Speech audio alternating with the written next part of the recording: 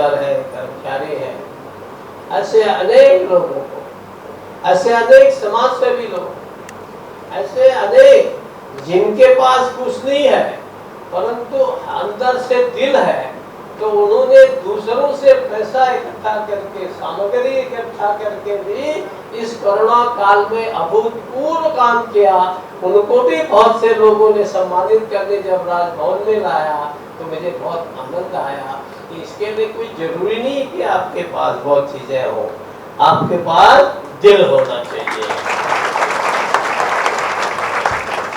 और ये सौभाग्य मुझे देख करके, महाराष्ट्र में जैसा है ऐसा देश के अन्य भागों में भी हुआ होगा, परंतु यहाँ इतने मनोयोग से लोगों ने काम किया।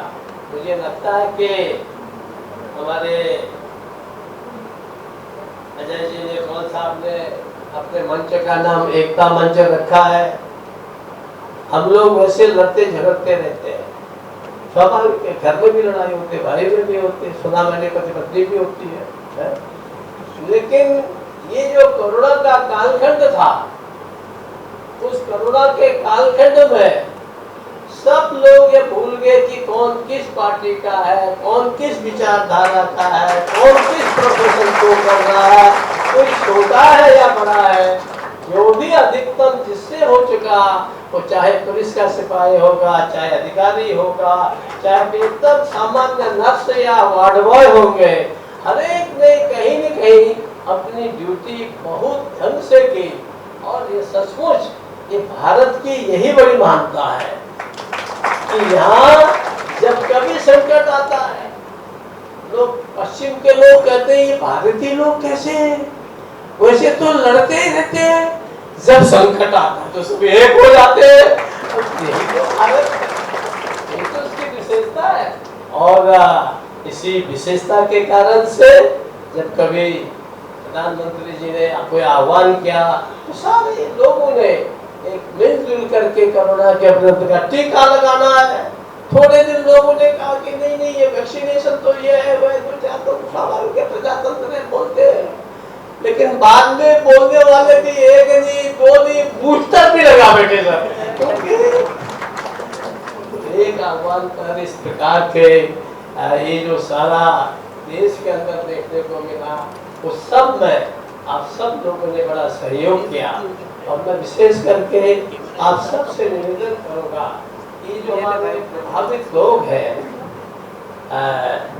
मैं कभी शंकराचार्य जी को पढ़ता था कि जब जो है शरीर खत्म हो जाता है तो लंबा श्लोक है, उसका निगम होगा, वो कहते हैं कि उसके बाद भाग्या तस्मिन काये, जब प्राण चले जाते हैं तो पत्नी भी उस शरीर से घृणा करने लगती, जल्दी जल्दी ले जाए इसको नीचे, क्योंकि ज्यादा देर रखेंगे सड़ाद आ जाएगी, गड़बड़ हो जाएगा, फिर किसी को डर लगता भूत लग जाएगा।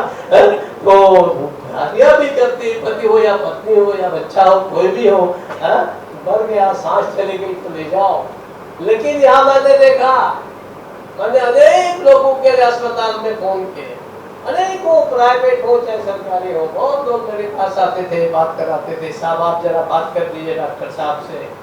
तो मैंने देखा कि वहाँ माँ जाने को तैयार नहीं, बच्चा कोविड से भी भर्ती है, पिता जाने को तैयार नहीं, पत्नी जाने को तैयार नहीं है।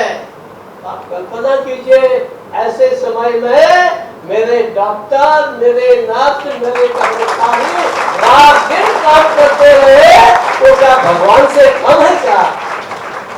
और इसके साथ साथ जिन लोगों ने जो शहीद हो गए, जो अपना शरीर खो बैठे, जो अपना जीवन गंवा बैठे, ऐसे लोगों के बच्चों को हम में से अनेक लोगों ने पालने की कोशिश की, उनको सहयोग करने की कोशिश की है। मैं उनको भी कोरोना वीर ही मानता हूँ और आप सबसे भी अनुरोध करता हूँ कि हमारे समाज में कहीं भी इस प्रकार के बच्चे हों, इस प्रकार के परिवार हों जिनको सहयोग की जरूरत है, तो निश्चित रूप से हम सबको सहयोग करना चाहिए।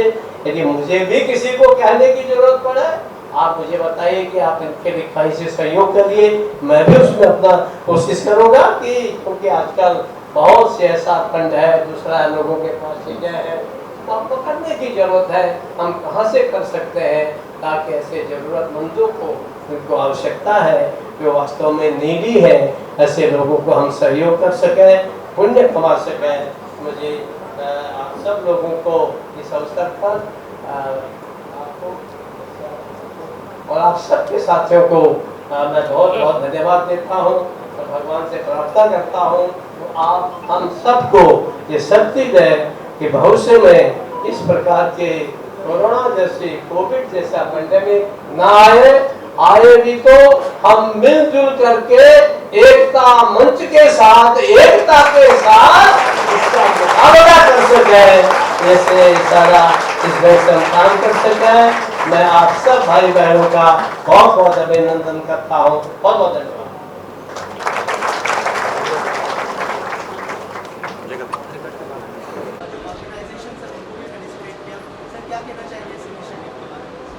देखिए, पिछले 2 वर्षों से हमने सब देखा कि काफ़ी सामाजिक संस्थाएं, semi government organisations, government organisations, उन्होंने बिना स्वार्थ के काम किया।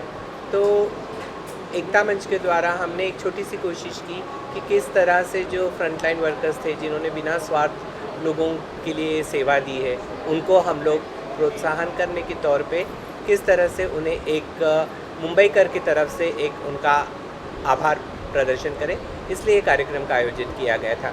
उसके साथ साथ ऐसे बच्चों को भी हमने मोटिवेट किया जिन्होंने अपने दोनों पेरेंट्स गंवाने के बाद जो दुख उन पर दुख का पहाड़ गिर पड़ा था, वो दुख के साथ भी उन्होंने 75% के ऊपर मार्क्स प्राप्त किए, चाहे वो एसएससी एग्ज़ाम्स हो, एचएससी हो या ग्रेजुएशन हो। तो ऐसे बच्चों को भी हमने हौसला अफजाई करने के लिए कार्यक्रम आयोजित किया था।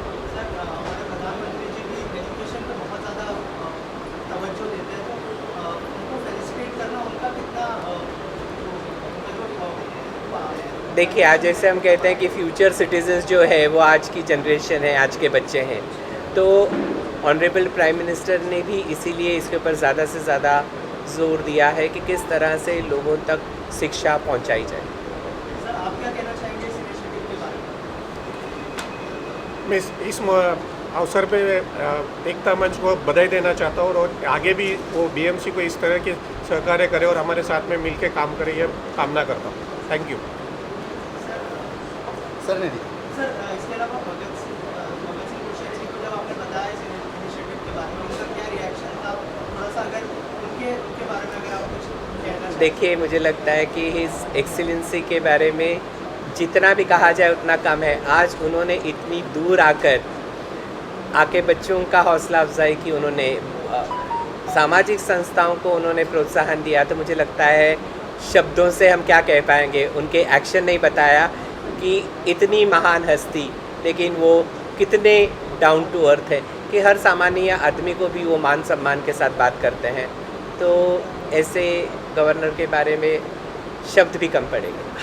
सर, जब कोविड आया था तो बहुत सारे ऑर्गेनाइजेशंस आए थे, सोशल ऑर्गेनाइजेशंस सर, और एकता मंच के साथ जुड़ के बहुत अच्छे काम हुए। सर, कोई मैसेज देना चाहेंगे उनको? हमारे समाज में जितना भी हम सबका योगदान होता है, चाहे छोटे तरीके से क्यों नहीं, लेकिन हर एक ने अपना अपना योगदान देना चाहिए, क्योंकि मेरा ये मानना है कि समाज ने हमें बहुत कुछ दिया है।